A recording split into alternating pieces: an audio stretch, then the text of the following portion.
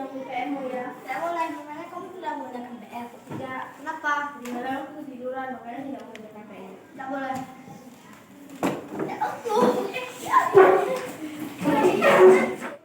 Kenapa tadi kalian bertengkar? Tadi Uza memaksa mengambil buku PR saya, Bu. Benar begitu Uza? Betul, Bu.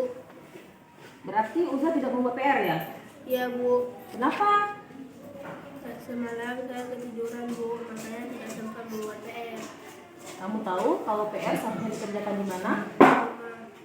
Jadi apa kamu tahu kalau merebut buku teman adalah tindakan yang salah? Iya, tahu, Bu. Ya sudah, tidak apa-apa. Semua orang pernah melakukan kesalahan. Ibu juga pernah melakukan kesalahan, tapi kita harus berusaha untuk memperbaikinya. Kamu tahu keyakinan kelas apa yang sudah kamu langgar? Tidak mengerjakan PR dan memaksa Dina untuk mengerjakan buku PR-nya. Jadi kamu tahu sekarang apa yang harus kamu lakukan? Meminta maaf kepada Fatina. Baik, kamu minta maaf dulu. Dina, minta maaf ya. Ya. Kemudian apa yang harus kamu lakukan dengan kamu yang tidak mengerjakan PR? Pulang sekolah terlambat untuk mengerjakan tugas PR yang lebih dahulu. Kamu siap untuk pulang sekolah terlambat? Siap, Bu. Baiklah, silakan kembali ke kelas dan kerjakan tugasnya. Ibu akan menemani sampai tugas kamu selesai. Baik, Bu.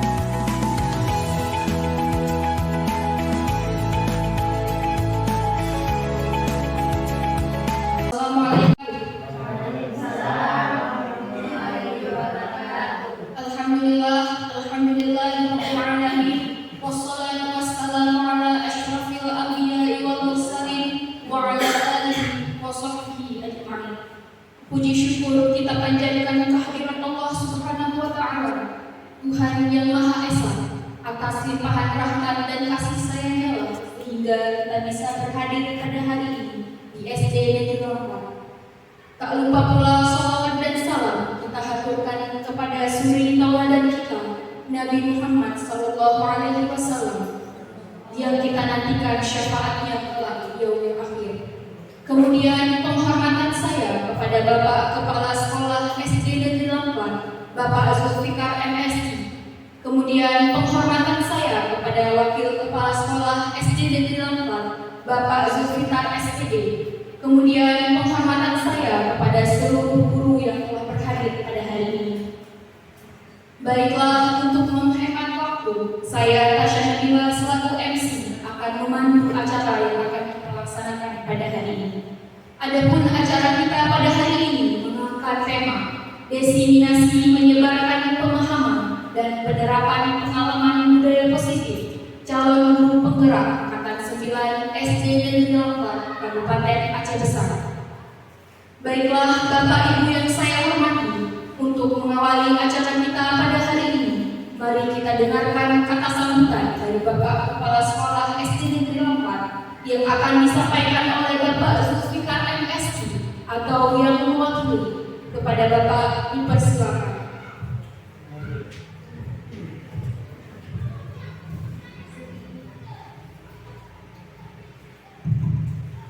Bismillahirrahmanirrahim. Assalamualaikum warahmatullahi wabarakatuh.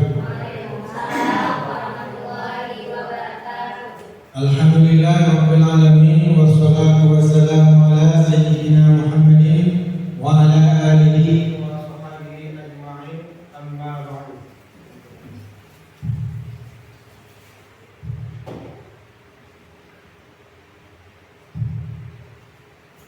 Marilah segenap puji syukur kita panjatkan kehadirat Allah Subhanahu wa Ta'ala yang mana pada hari yang berbahagia ini masih memberikan kepada kita kesempatan, kesehatan, sehingga kita dapat berkumpul di ruang ini untuk mengikuti salah satu acara, yaitu salah satu dari program Guru Penggerak yang pada hari ini mengangkat tema diseminasi budaya positif yang akan disampaikan oleh guru penggerak kita, yaitu Ibu Nida dan Ibu Nisa. Kemudian salawat salam mari sama-sama pula kita sanjung sajikan kepada seorang junjungan Nabi besar Muhammad SAW yang telah merubah pikiran umat manusia dari alam jahiliyah ke alam yang penuh dengan ajaran Islamnya, sehingga kita dapat merasakan bagaimana indahnya hidup dalam ilmu pengetahuan.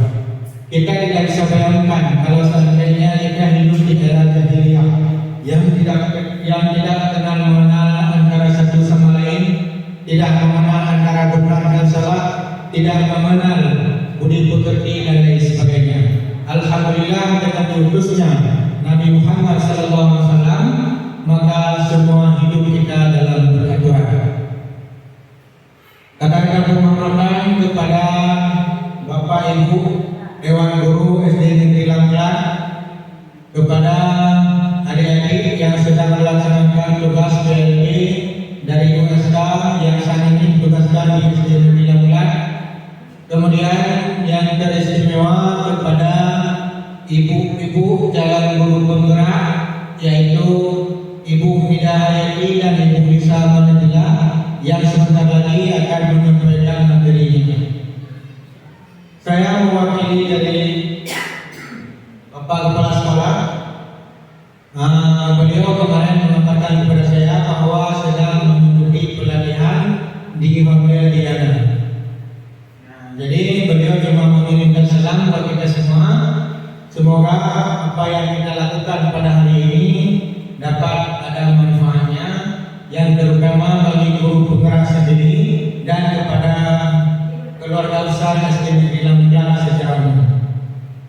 Baiklah Bapak Ibu semuanya, untuk menghemat waktu dan untuk langsung memasuki kepada acara, maka kita persilakan kepada ibu-ibu kita dari Jalan Guru Penggerak untuk menyampaikan materinya. Demikian dari saya. Assalamualaikum warahmatullahi wabarakatuh.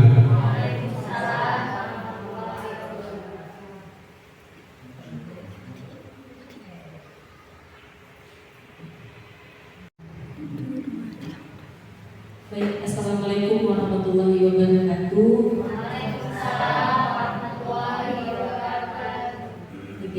Acara kita hari ini santai saja, tidak terlalu formal sebenarnya, dan ini juga untuk memenuhi tugas kami sebagai CGP, bukan kewajiban dari ibu memang, tapi memang untuk memenuhi tugas kami. Jadi kita santai saja dalam mengikuti acara diseminasi budaya positif yang akan kami sampaikan.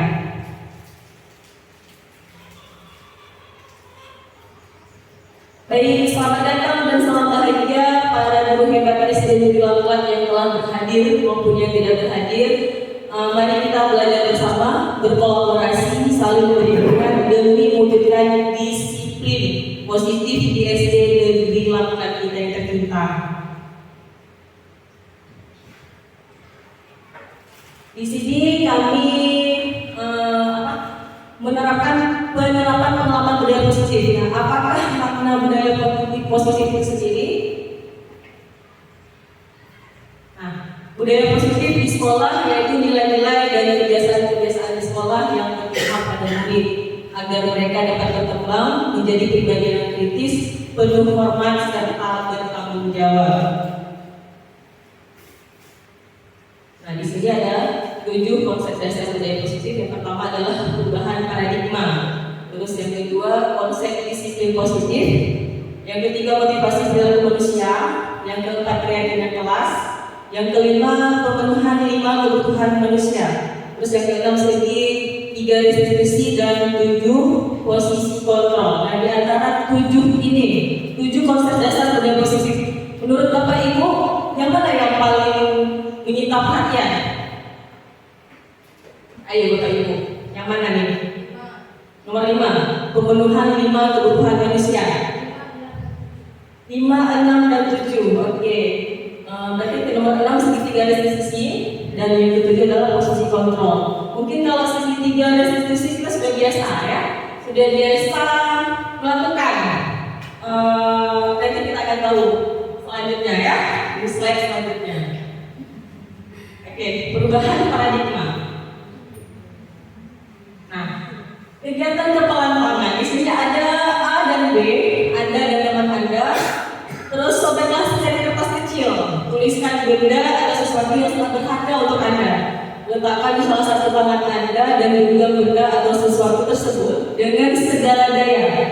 Buatlah kepalaan tangan. Nah, di sini teman Anda, si G akan mencoba sekuat tenaga dengan berbagai cara untuk meminta Anda memberikan benda tersebut. B itu bisa membujuk, mengancam, menghardik, merayu, menyuap, atau apa saja agar dapat membuka kepala tangan Anda. Nah, di sini saya minta 2 ya dari Bapak Ibu yang akan memperagakan kegiatan kepala tangan ini. Siapa nih yang mau? Atau saya tunjuk aja? Siapa nih Bapak Ibu yang mau memperagakan kepala tangan? Coba Bu Nelis aja. Coba Bu Nelis maju terus. Coba Pak Dewi, Pak Aris boleh? Pak Aris boleh, silakan merayu Ibu Bu Nelis. Ya, merayu Bu Nelis sehingga kepala tangannya bisa dibuka. Bisa dirayu, dihardik, diancam, disuap atau apa saja ada. Ya, silakan. Pokoknya sampai kepala tangan Bu Nelis itu terbuka. Itu adalah sesuatu yang berharga Bu Nelis. Oke, silakan. Aku kepala dulu lah. Ini kepala saya gini aja gimana? Dibuka. Udah.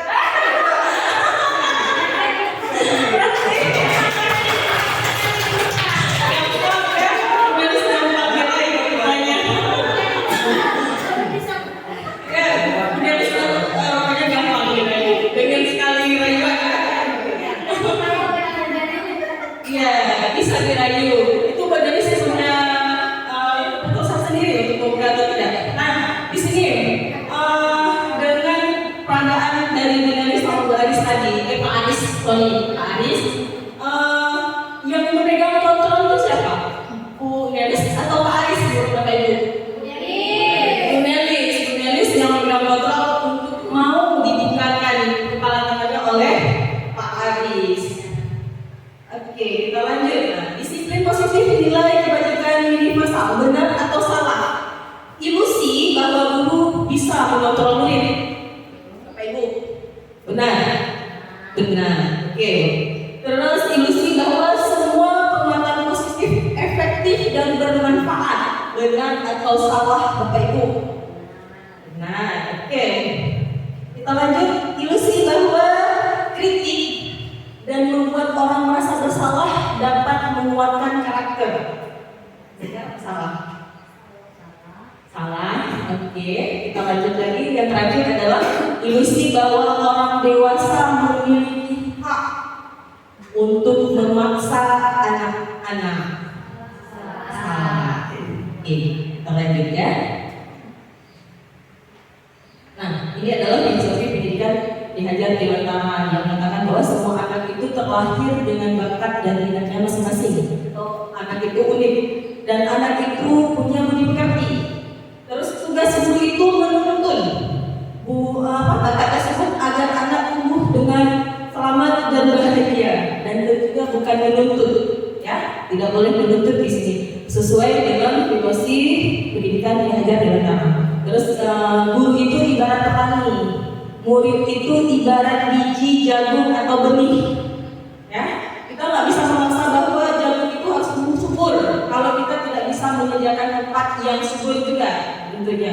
Terus anak itu tumbuh sesuai kodrat alam dan kodrat zamannya. Jadi tidak bisa kita samakan kodrat kita di masa kita kecil dulu dengan kodrat anak zaman sekarang, ya, berbeda itu, alamnya berbeda, zamannya juga berbeda. Kalau sekarang kan canggih, anak-anak bisa belajar dari mana saja. Kalau dulu kita terpatok di sekolah. Terus pendidikan sekarang itu menurut filosofi pendidikan di Hajar Dewantara itu harus berpihak pada murid, tidak boleh berpihak pada guru.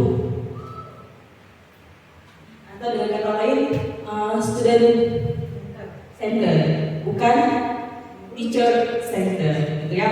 Terus perubahan paradigma untuk membangun budaya yang positif, sekolah perlu menyediakan lingkungan positif, aman dan nyaman agar murid mampu berpikir, bertindak dan mencipta dengan merdeka, mandiri dan bertanggung jawab. Terus lazimnya disiplin dikaitkan dengan kontrol, yaitu kontrol guru dalam menghadapi murid. Tapi tentu saja bahwa kontrol itu sebetulnya berada di murid kita sendiri. Kayak tadi Bu Nelis memiliki kontrol untuk membuka atau menutup kepalan tangannya.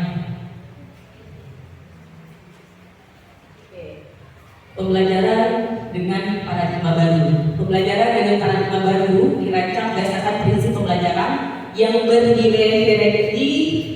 berdiferensiasi dengan setiap siswa belajar sesuai dengan kebutuhan dari tahap perkembangannya untuk mewujudkan profil pelajar Pancasila. Terus apa makna disiplin? Di sini apa makna disiplin? Kita sering dengar disiplin, ya.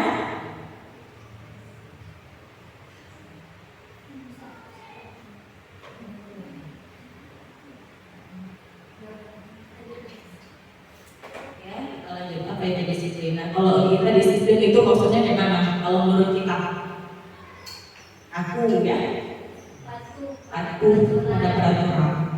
Disiplin. Nah, disiplin seringkali dikaitkan dengan tata tertib, teratur, dan kepatuhan pada peraturan. Disiplin juga sering dihubungkan dengan hukuman yang seharusnya itu merupakan salah satu alternatif terakhir dan jika perlu itu tidak perlu dipakai sebenarnya kalau hukuman ya. Terus Ki Hajar Dewantara menyatakan bahwa untuk mencapai kemerdekaan atau dalam konteks pendidikan kita pada saat ini dan untuk menciptakan murid yang merdeka, syarat utamanya adalah harus ada disiplin diri. Dan disiplin diri itu sendiri bukan hadir dari peraturan-peraturan, tapi ada kemauan dari dalam diri sendiri untuk menjadi manusia disiplin. Tapi kalau dilihat sebenarnya yang memiliki motivasi internal maka sejatinya disiplin itu harus dipimpin oleh orang lain sebenarnya. Tapi kalau yang terjadi di lingkungan kita bahwa disiplin itu harus dituntun dengan peraturan. Padahal syarat utamanya adalah harus ada disiplin diri yang memiliki motivasi internal yaitu dari dalam diri. Maka sebenarnya kita memerlukan pihak lain untuk mendisiplinkan kita. Terus ini teori motivasi perilaku manusia. Ada 3 teori perilaku manusia. Yang pertama itu untuk menghindari ketidaknyamanan atau hukuman. Kalau kita misalnya untuk mendisiplinkan anak, ya, kalau anak itu diberi hukuman, tentu dia akan menghindar dari hukuman tersebut karena dia merasa tidak nyaman dengan adanya hukuman. Nah, untuk anak-anak akan berpikir, apa yang akan terjadi? Apa yang akan saya alami apabila saya tidak melakukannya? Atau misalnya tidak melakukan piket misalnya. Apa yang akan kita lakukan? Atau apa yang akan anak dapatkan? Apa yang akan terjadi jika dia tidak melakukan tugas piketnya? Terus yang kedua untuk mendapatkan timbalan dari orang lain atau institusi. Nah, biasanya ya, semua nih kita sama sebenarnya kan. Kalau mendapat timbalan orang pasti mau, ya kan? Betul, Bapak Ibu? Betul. Ya, untuk mendapatkan timbalan dari orang lain atau institusi.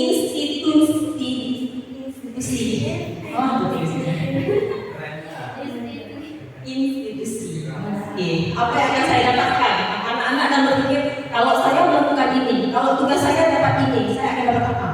Kalau saya mengikuti motivasi perilaku manusia. Dan itu adalah eksternal, itu dari luar, bukan dari dalam dirinya sendiri. Ya betul begitu Pak Daris, dan sama saja Pak Daris ceritanya. Terus yang ketiga, untuk menghargai diri sendiri menjadi insan sesuai dengan harapan kita. Nah, saya akan jadi orang seperti apa? Nah, itu dari dalam ya, dari dalam diri sendiri atau internal. Itu tujuan sebenarnya dari disiplin positif. Saya akan menjadi orang seperti apa bila saya melakukannya, bukan saya akan mendapatkan apa setelah saya melakukannya, atau bukan apa yang akan terjadi jika saya tidak melakukannya. Jadi kalau dari dalam diri sendiri itu, saya akan menjadi insan seperti apa, saya akan menjadi orang yang seperti apa di kemudian hari atau di masa yang akan datang. Itu ya, motivasi perilaku manusia. Nah, ini adalah konsep disiplin dengan identitas gagal, hukuman dan penghargaan. Hukuman itu dapat membuat orang tidak nyaman. Murid menjadi takut, kita akan merasa memaksa. Terus murid akan menyembunyikan kesalahannya. Terus murid juga akan merasa rendah diri. Itu dengan konsep disiplin dengan identitas gagal, dengan hukuman. Kalau dengan penghargaan, kita memang akan memberi penghargaan bagi anak yang memang mendapatkan apa nih? Mendapatkan apa? Prestasi. Ada nyambung rupanya. Kirain udah tidur nih. Ya, kalau dengan penghargaan itu akan merusak hubungan. Kenapa bisa? Kenapa bisa dapat merusak hubungan Bapak Ibu? Cemburu, ya, cemburu sosial. Si ini kok dapat, saya kok enggak, kan gitu ya. Terus anak akan diasingkan oleh teman-teman yang memang tidak mau berprestasi. Terus mematikan kreativitas dengan penghargaan. Betul atau tidak Ibu? Betul ya? Betul. Kenapa? Dia akan berpikir untuk mendapat penghargaan, bukan apa yang akan dia dapatkan. Begitu Pak Daris? Iya. Ada saya dari Pak Daris ya.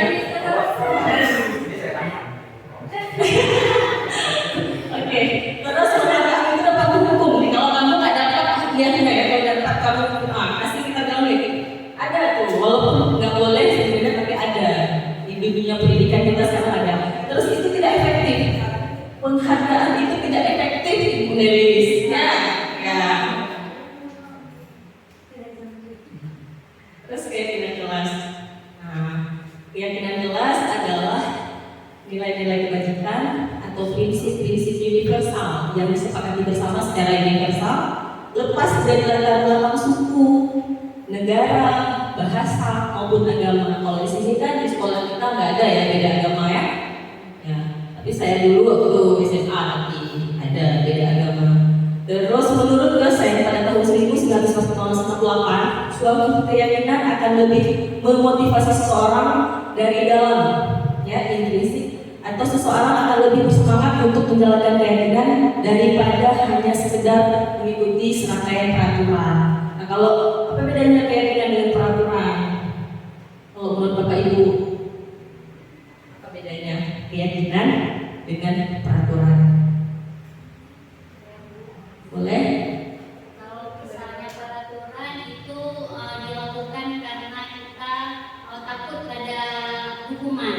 Tapi kalau misalnya keyakinan, Ya. kalau keyakinan itu memang dalam diri kita sendiri, kita yakin itu memang dari dalam timbul dari dalam diri kita, bukan perasaan atau karena hukuman. Ya, oke, terima kasih Bu Lisa. Ya, karena bedanya keyakinan dengan peraturan, kalau keyakinan itu dibuat atas dasar kesepakatan, biasanya seperti itu ya. Nih, pembentukan keyakinan kelas. Keyakinan kelas bersifat abstrak, dia tidak monoton atau tidak tertuju pada satu. Daripada peraturan yang lebih rinci dan konkret, misalnya datang tepat waktu, ya, itu lebih ke peraturan. Keyakinan kelas berupa pernyataan-pernyataan yang universal. Pernyataan keyakinan kelas senantiasa dibuat dalam bentuk positif. Nah, keyakinan kelas hendaknya tidak terlalu banyak sehingga mudah diingat dan dipahami. Jadi nggak banyak, nggak panjang, yang singkat-singkat saja.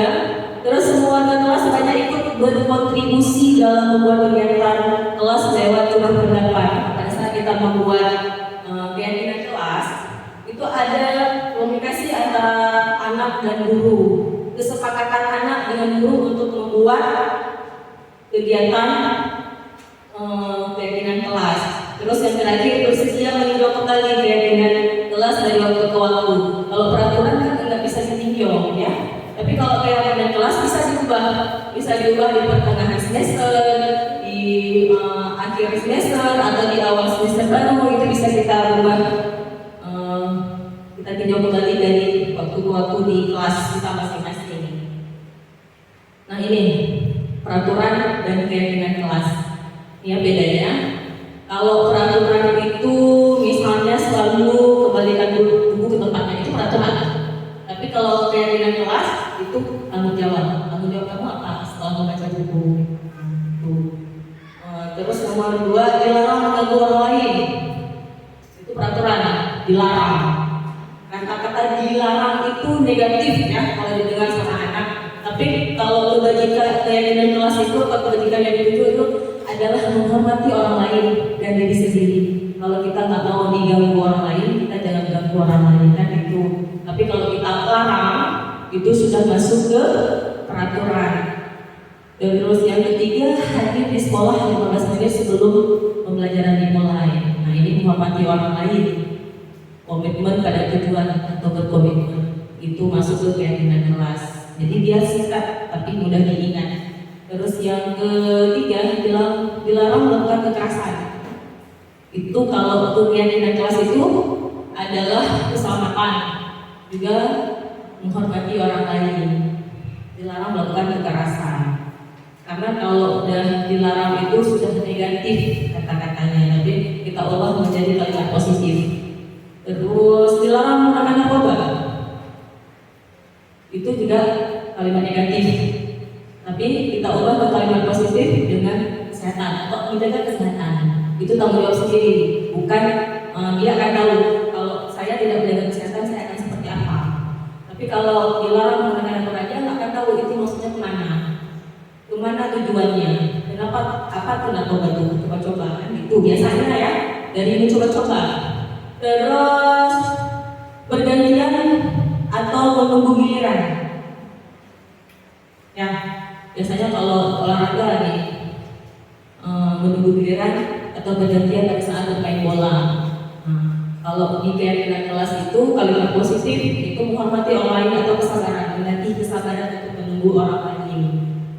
Terus yang terakhir adalah jangan lari di kelas. Misalnya ini di sekolah kita berlari-lari di kelas. Jangankan kelas kecil, kelas tinggi aja ya berlari-lari. Apalagi pada saat istirahat di luar, selalu benar istirahat di luar. Tapi ada juga yang masih melanggar. Tapi kalau tidak keyakinan kelas, kalau keselamatan dan keamanan, sekolah kelas itu akan aman. Terus barang-barang kelas akan selamat, gitu ya. Nah ini tindakan guru.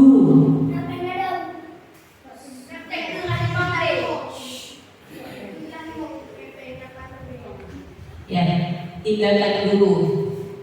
Ya, kalau menurut Bapak Ibu ini yang tindakan guru yang ada di slide saya ini itu masuk ke hukuman atau konsekuensi ya. Yang pertama adalah mencatat 100 kali di dalam buku kalimat. Saya tidak akan terlambat lagi karena dia terlambat, maka dia mencatat tidak akan terlambat lagi. Itu masuk ke hukuman atau konsekuensi? Hukuman. Oke, kita lanjut. Lari mengelilingi lapangan basket 2 kali karena terlambat hadir di sekolah. Hukuman. Oke ya. Dan positifnya. Terus murid diminta push up 15 kali karena tidak menggunakan masker ke sekolah. Hukuman apa konsekuensi? Hukuman ya.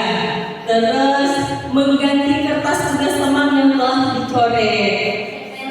Konsekuensi. Oke. Membersihkan tumpahan air di meja tulis karena tersenggol pada saat belajar. Itu hukuman konsekuensi. Terus apa lagi ya? Meminta sepatu hanya di sekolah karena tidak menggunakan sepatu hitam. Misalnya dia tidak menggunakan sepatu hitam, dia menggunakan sepatu putih. Nah, kalau meminta dia tidak menggunakan alas kaki atau berkaki ayam, Pak, itu masuk ke hukuman atau konsekuensi? Hukuman. Oke. Yang terakhir, lari mengelilingi lapangan basket 2 kali karena terlambat 10 menit untuk pelajaran PJOK. Apa? Apa, Pak? Iya, itu maksudnya konsekuensi yang konsekuensi. Kita lihat dari jawabannya ya. Nah, ini dia. Yang mana termasuk hukuman dan yang mana yang termasuk konsekuensi. Ya, betul nggak ya dari jawaban kita? Betul ya. Tadi yang agak rancu di sini yang terakhir lagi ini lapangan basket 2 kali karena terlambat 10 menit untuk pelajaran PJOK. Karena PJOK itu melatih fisik, jadi ini disuruh pemanasan dulu, jadi itu konsekuensi. Sebelum mulai apa tuh namanya? Pemanasan, kita sudah pemanasan duluan. Nah, ini perbedaan hukuman dan konsekuensi. Bisa Bapak Ibu lihat, hukuman itu adalah sesuatu yang menyakitkan, harus terjadi, terus membuat anak sakit, baik fisik maupun hati, untuk jangka panjang ya. Kalau jangka panjang itu sudah menjadi hukuman. Terus anak membenci kedisiplinan, terus paksaan, terus mendorong anak menyakiti diri sendiri, itu lebih ke hukuman. Atau kamu nanti ya push up itu kan menyakiti diri sendiri. Tapi kalau lihat dulu latar belakangnya, kalau olahraga kayak tadi nggak apa-apa, itu konsekuensi. Terus konsep diri yang buruk, dia akan mengecap dirinya bahwa dia itu tidak layak atau tidak sama dengan teman-temannya. Terus anak belajar untuk menyembunyikan kesalahan.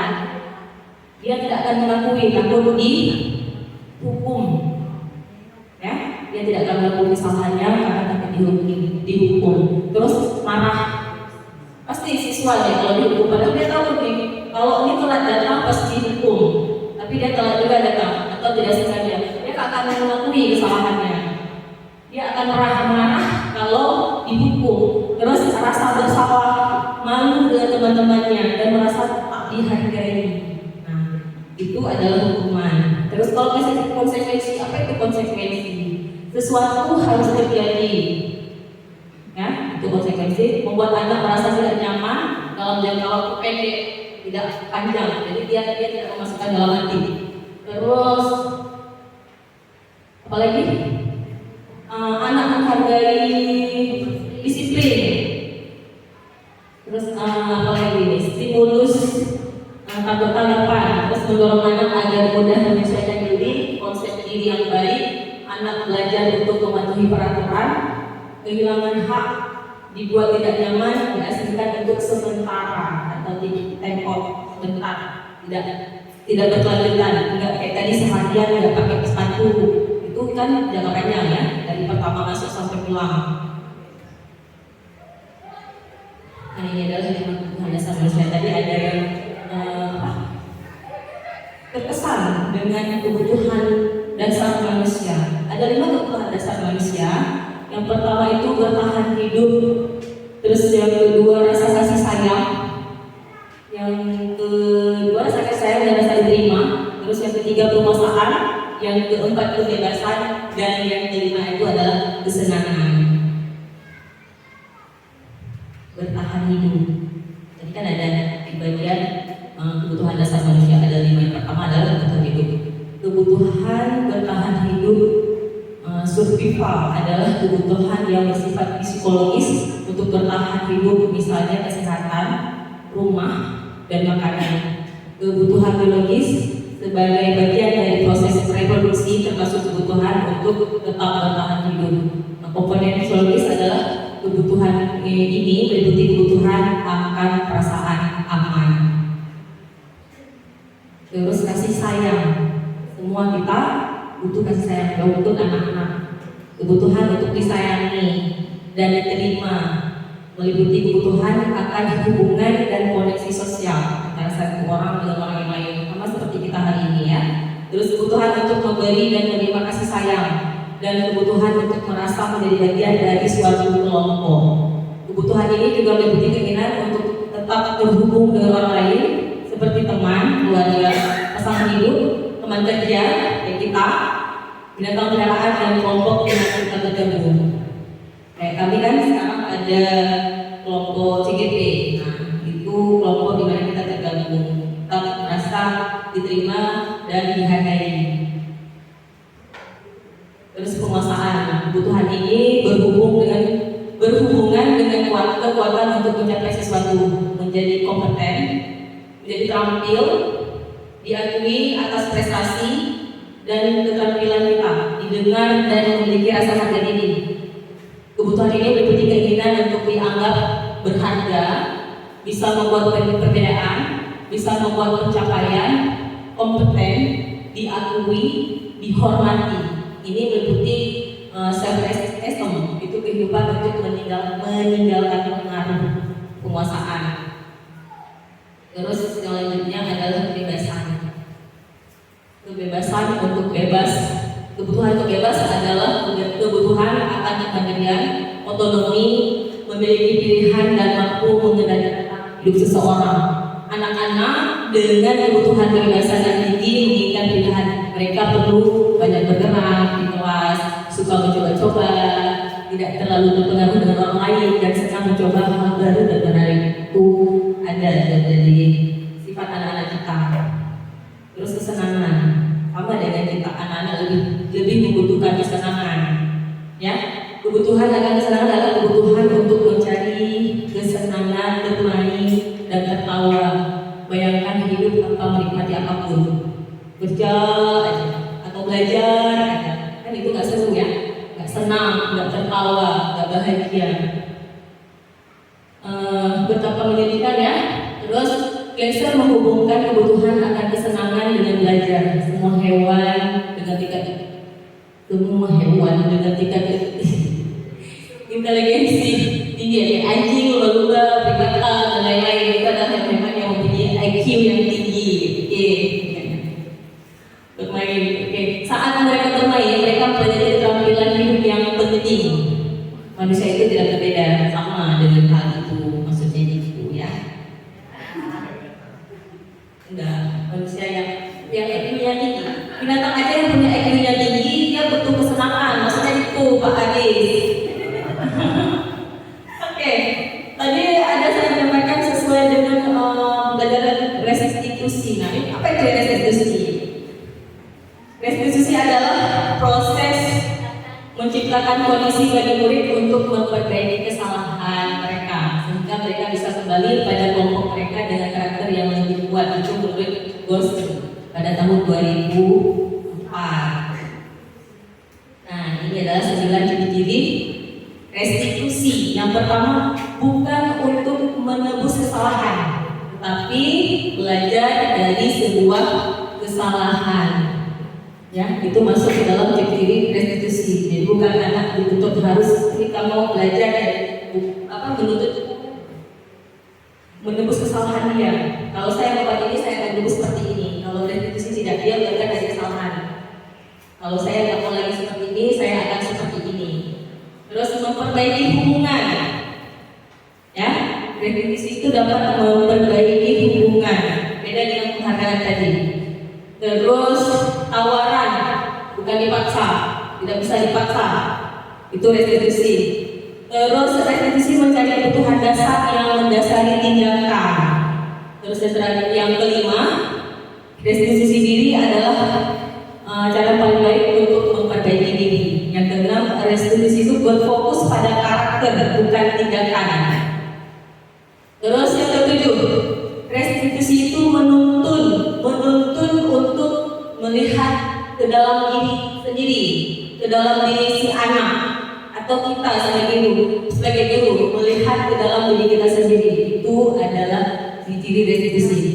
Dan yang ke-8, restitusi fokus pada solusinya, bukan mencari kesalahan sebulan kan, tapi mencari solusi dari sebuah kesalahan.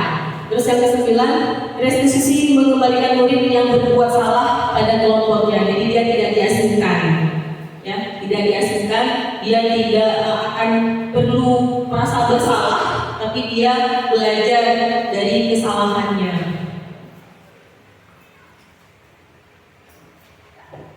Nah, ini adalah segitiga restitusi. Ya. Ini ya yang tadi menarik perhatian. Segitiga restitusi adalah ada 3 tahapan untuk melakukan restitusi. Yang pertama bisa kita lihat di ini, di slide di depan. Seperti inilah bentuk segitiga restitusi. Nah, silakan. Nah, ini adalah video restitusi saya. Bisa dilihat, kita lihat sama-sama. Nah, ini dia.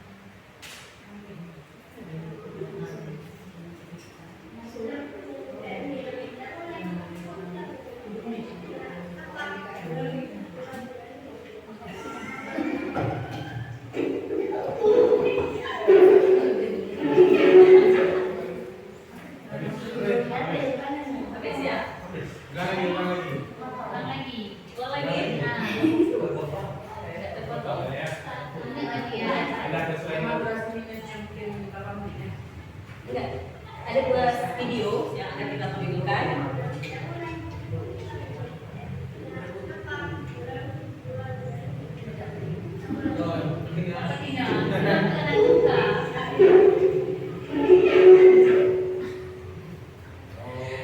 Gitu ya. Nah, itu adalah sebuah kesalahan yang dilakukan oleh anak kita. Biasa tuh ya. Biasa tuh kesalahan yang dilakukan. Berebut buku atau PR.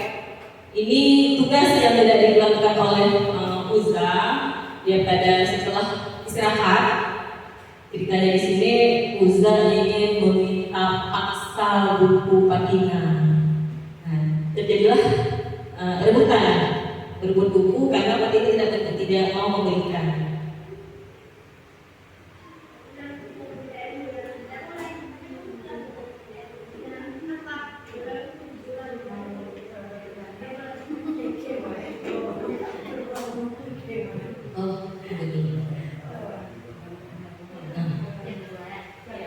Ini adalah video yang kedua.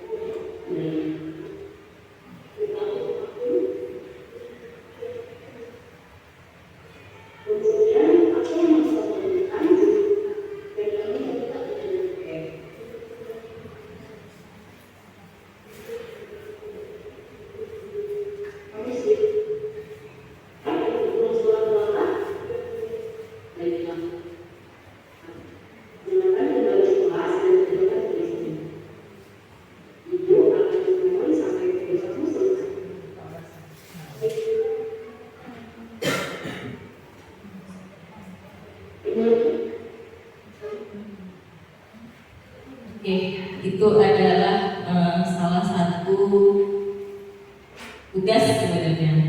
Ya, tugas dari melakukan segitiga restitusi dengan kasus. Ada 2 kasus sebenarnya, cuma yang saya sampaikan cuma 1 mengingat waktu ya. Yang tadi mungkin kita sudah biasa melakukan segitiga restitusi, mungkin tidak sampai tahap ketiga karena ada 3 tahapan yang jelas ya. Oke, ada 3 tahapan, 3 langkah dalam melakukan segitiga restitusi. Yang pertama, menstabilkan identitas. Biasa kita melakukan menstabilkan identitas dengan menanyakan dulu kesalahannya apa yang dilakukan, kenapa bisa seperti itu. Terus yang kedua, validasi tindakan yang salah. Kita akan bertanya sama anak, menurut kamu itu betul apa enggak udah buat seperti itu, benar atau tidak. Kita pernah melakukan kesalahan itu bukan hal yang tabu biasa manusiawi ya, melakukan kesalahan. Nah, mungkin yang ketiga, menyanyikan keyakinan itu yang biasanya tidak kita lakukan. Langsung kita potong dengan hukuman atau konsekuensi. Harusnya kita tanya dulu pendapat dia.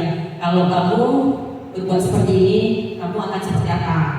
Harusnya seperti itu. Itu adalah langkah segitiga restitusi.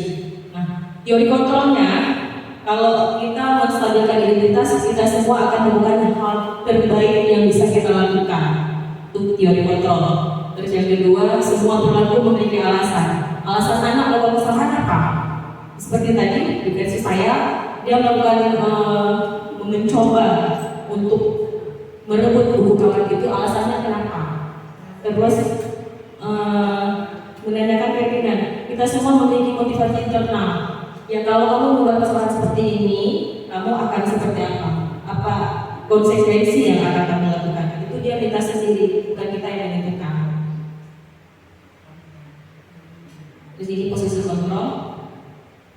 Nah, ini dia 5 posisi kontrol: hukum, membuat merasa bersalah, teman, pemantau, dan manajer. Kalau menurut Bapak Ibu yang mana nih 5 posisi kontrol yang paling bagus? Bapak Ibu? Ya, manajer. Ya, yang lain? Halo, yang lain? Manajer, oke. Dijawab manajer. Nah, ini penghukum. Seorang penghukum bisa menggunakan hukuman fisik maupun verbal dengan kata-kata, itu juga bisa menghukum. Kamu ya? Seorang yang menjalankan posisi penghukum senantiasa menerangkan bahwa sekolah memerlukan sistem atau alat yang dapat lebih menentukan murid lebih dalam lagi. Nah, guru-guru yang berada posisi penghukum akan berkata, patuh ya aturan saya, atau awas. Biasanya kan gitu kita ya. Biasa, awas ya kamu selalu saja salah. Biasa tuh kalimat penghukum yang kita gunakan. Ya, ancaman. Terus ini membuat merasa bersalah. Nah, pada posisi ini biasanya guru akan bersuara lebih lembut, Aris. Membantah rasa bersalah akan menggunakan keinginan yang membuat orang lain merasa tidak nyaman, bersalah atau rendah diri. Kata-kata yang keluar dengan lembut akan seperti, ibu sangat kecewa sekali dengan kamu. Kan lembut gitu ya. Nah, terus berapa kali Bapak harus memberitahu kamu ya? Lembut. Tapi dia akan merasa bersalah. Terus gimana coba kalau orang tua kamu tahu kamu berbuat begini? Itu bahasanya lembut. Tapi perasaan yang diterima itu loh. Iya, menusuk hati. Oke, selanjutnya teman. Biasa dulu. Kalau di kelas-kelas tinggi itu biasa menggunakan posisi kontrol sebagai teman. Guru pada posisi ini tidak akan menyakiti murid, namun akan tetap berupaya mengontrol murid melalui persuasi. Posisi teman pada guru bisa negatif atau positif. Positif di sini berupa hubungan baik yang terjalin antara guru dan murid. Guru di posisi teman menggunakan hubungan baik dan humor untuk mempengaruhi seseorang. Mereka akan berkata, ayo bantulah bagi bapak ya. Teman, bahasa sebagai teman. Terus, ayo ingat tidak bantuan bapak selama ini? Ayo, kamu ingat nggak sebenarnya bapak udah berbuat apa buat kamu? Itu sebagai teman. Terus, ya sudah kali ini tidak apa-apa. Nanti ibu bantu bereskan. Itu sebagai teman. Udah nggak apa-apa kalau anak-anak berbuat kesalahan. Udah nggak apa-apa. Biar nanti bapak itu bereskan. Itu posisi sebagai teman. Nah ini pemantau. Kita sering menggunakan posisi kontrol sebagai pemantau. Memantau berarti mengawasi. Pada saat kita mengawasi, kita bertanggung jawab atas perilaku orang-orang yang kita awasi. Posisi pemantau berdasarkan pada peraturan-peraturan dan konsekuensi dengan menggunakan sanksi atau konsekuensi. Kita dapat memisahkan hubungan pribadi kita dengan murid. Misalnya ada antara kayak saya dulu, anak dan saya guru di sini. Makanya saya nggak mau masuk suasana menggunakan hubungan itu. Sebagai seseorang yang menjalankan posisi pemantau, pertanyaan yang diajukan seorang pemantau itu peraturannya apa? Apa peraturannya? Kita tanya aja saya itu kalau ada masalah. Terus apa yang telah kamu lakukan? Kamu buat apa dari tadi? Biasa ya. Terus sanksi atau konsekuensinya apa? Itu bisa tuh masuk ke budaya positif sebenarnya. Cuma nggak jalan terlalu sering. Terus manajer, nah di sini posisi terakhir. Manajer adalah posisi di mana guru berbuat sesuatu bersama dengan murid, mempersilahkan murid mempertanggungjawabkan perilakunya tanpa kita suruh. Dia akan tahu sendiri tanggung jawab saya setelah melakukan kesalahan apa. Mendukung murid agar dapat menemukan solusi atas permasalahannya sendiri. Seorang manajer telah memiliki keterampilan di posisi teman maupun pemantau. Ya, ada teman ada pemantau. Cuman yang paling bagusnya ada keduanya. Itu berada di posisi manajer. Dan dengan demikian bisa jadi di waktu-waktu tertentu kembali kepada kedua posisi tersebut bila diperlukan. Namun bila tidak menginginkan murid-murid kita menjadi manusia yang merdeka, mandiri dan bertanggung jawab, maka kita perlu mengacu pada restitusi yang dapat menjadikan murid kita seorang manajer bagi dirinya sendiri. Dia akan memutuskan sendiri apa yang harus saya lakukan kalau saya melakukan kesalahan ini.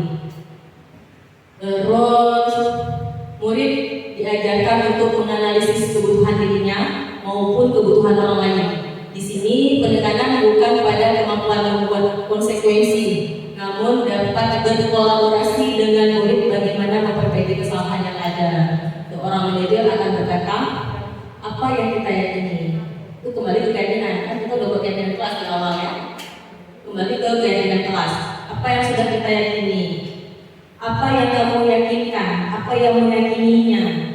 Terus jika kamu meyakininya, apa kamu bersedia memperbaikinya? Berarti kita di awalnya harus membuat keyakinan kelas dulu. Jadi ada kesepakatan antara guru dengan murid. Jadi pada saat dia melakukan kesalahan, dia tahu konsekuensinya apa tanpa kita suruh. Kalau biasanya kan anak terlambat kita suruh bersih gitu kan? Itu kan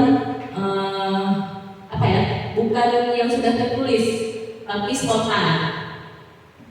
Terus jika kamu memperbaiki ini, hal ini menunjukkan apa tentang dirimu. Berarti dia bertanggung jawab, merasa dari keyakinan kelas tadi.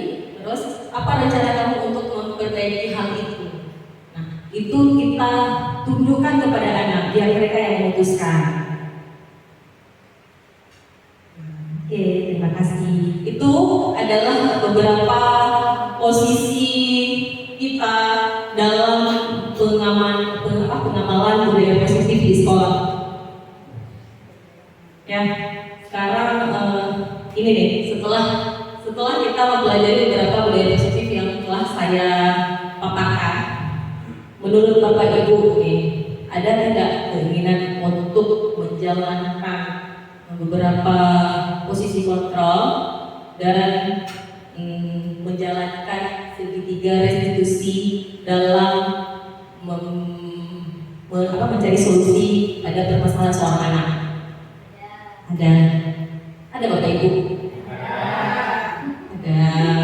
Akan kita lakukan atau cuma tinggal kenangan? Akan kita lakukan. Oke, terima kasih Bapak Ibu. Demikian yang saya sampaikan. Mungkin ada pertanyaan dari Bapak Ibu untuk menanggapi slide saya yang sudah saya sampaikan. Ada beberapa slide sebenarnya. Oke, Bapak Ibu.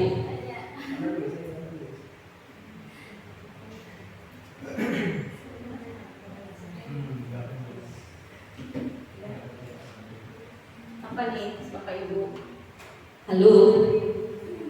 Mungkin ada dan Bapak Ibu sudah menjalankan segitiga restitusi. Apa nih? Yang ada yang sudah pernah dijalankan, mungkin ada dari Bapak Ibu bisa memberitahu kami atau menceritakan pengalamannya. Ayo Bapak Ibu, ada yang sudah pernah menjalankan segitiga restitusi? Ada? Oke. Mbak Bulisa. Bismillahirrahmanirrahim. Assalamualaikum warahmatullahi wabarakatuh. Waalaikumsalam warahmatullahi wabarakatuh. Perkenalkan, nama saya Lisa Manantara. Jadi Bu, saya pernah menjalankan segitiga restitusi pada saat permasalahan anak di kelas saya itu terlambat ke sekolah. Jadi seringkali tidak terlambat ke sekolah. Jadi suatu hari petugas tiket menanyakan kenapa sering sekali telat ke sekolah. Jadi anak tersebut cuma bisa menjawab, saya terlambat bangun Bu. Kenapa terlambat bangun? Kita bertanya tuh.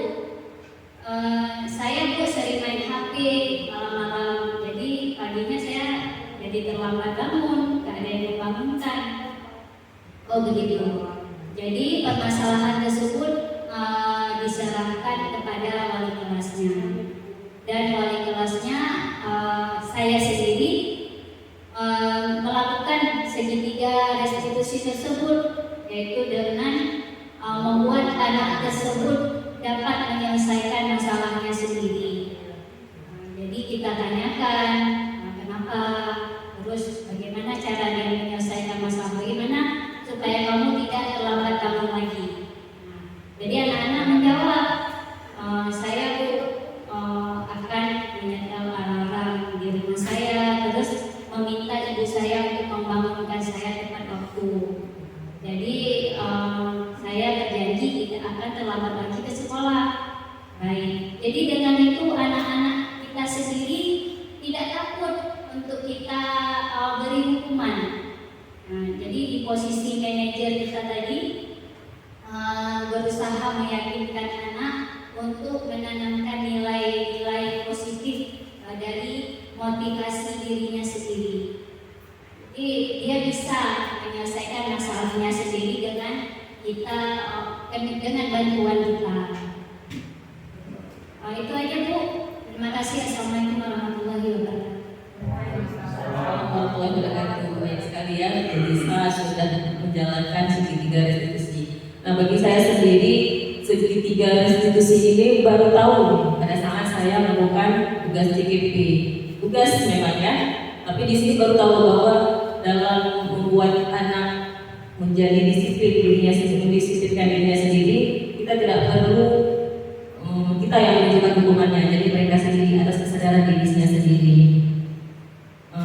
Mungkin ada bapak ibu yang pernah melakukan itu walaupun tidak tiga tahapan atau tidak selesai segitiga restitusi, tapi sudah pernah menjalankannya baik pada langkah pertama atau pada langkah kedua, tidak sampai pada menyanyikan keyakinan kelas. Kalau saya sendiri seperti itu sebelum ikut program pendidikan guru bergerak ini. Tidak, kita menanyakan dulu kesalahannya apa alasan dia, terus mengapa dia seperti itu. Tapi kita tidak langsung menanyakan keyakinan yang dia miliki atau keyakinan kelas, karena sebelumnya kita memang tidak punya keyakinan di dalam kelas, tapi kita yang berperan di dalam kelas. Ya kan Bapak Ibu? Ya. Jadi mudah-mudahan ya ke depan kita dapat melakukan segitiga restitusi bersama-sama untuk membuat budaya positif di sekolah itu bisa terlaksana dengan baik itu dengan segitiga restitusi, dengan budaya kontrol yang seperti tadi ya Bapak Ibu ya. Oke. Berhubung waktu 5 menit lagi, 3 menit lagi. Oke. Berhubung waktu sebenarnya saya ingin mengulang kembali. Saya kira menteri sama penulis, kok bisa ya langsung terbuka gitu. Kita bisa langsung terbuka. Kalau dengan kata lain, Bu Nelis tidak punya kontrol diri ya. Ya, Bu Nelis nggak punya kontrol diri. Tapi saya pengen coba Snapgram. Kok bisa langsung terbuka sih? Orang keren ini. Berarti nggak punya kontrol. Berarti lepas kontrol. Berarti tadi lepas kontrol dengan imbalan. ya seperti itu. Baik, Bapak Ibu, karena di penghujung acara, saya sebenarnya ingin mengulang kembali nih. Siapa nih yang mau coba nih? Pak Agus, Pak Davis, sudah berdua ya? Mengulang kembali? Coba lah. Yang tadi menggenggam tangan. Saya yang pegang ya? Saya yang pegang lagi ya? Ya, Saya bukan siapa yang buka? yang buka. Berhasil nggak dengan cara yang sama dalam merayu Pak Ibu Nelis tadi, berhasil atau tidak? Kalau sama lagi nggak bisa merayu nih. Bisa. Oh gitu. Dengan cara yang lain itu begini, apakah dengan cara yang sama atau dengan cara yang lain?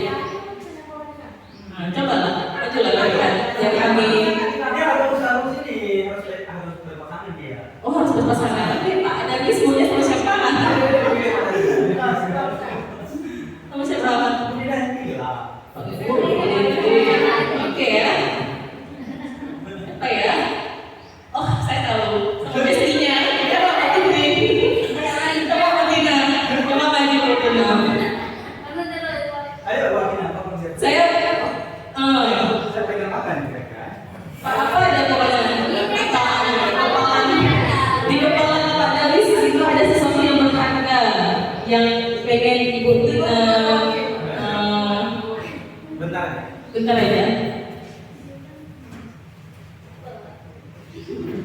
Berarti tangan saya ini ya, saya genggam. Saya yang genggam. Buat dia harus mencoba membuka genggam. Boleh, berarti Pak Davis aja yang merayu.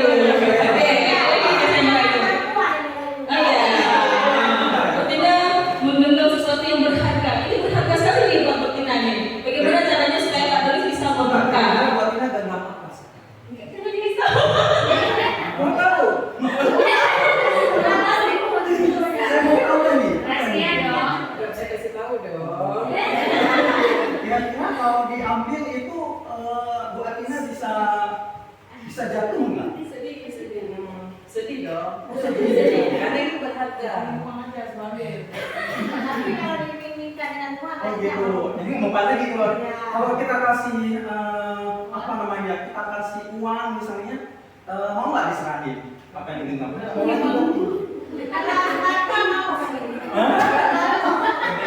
Kalau apa? Kalau lembaran foto, lembarannya itu lembaran merah semua, Soekarno Hatta. Nggak bisa juga. Bisa mempan. Karena udah tahu.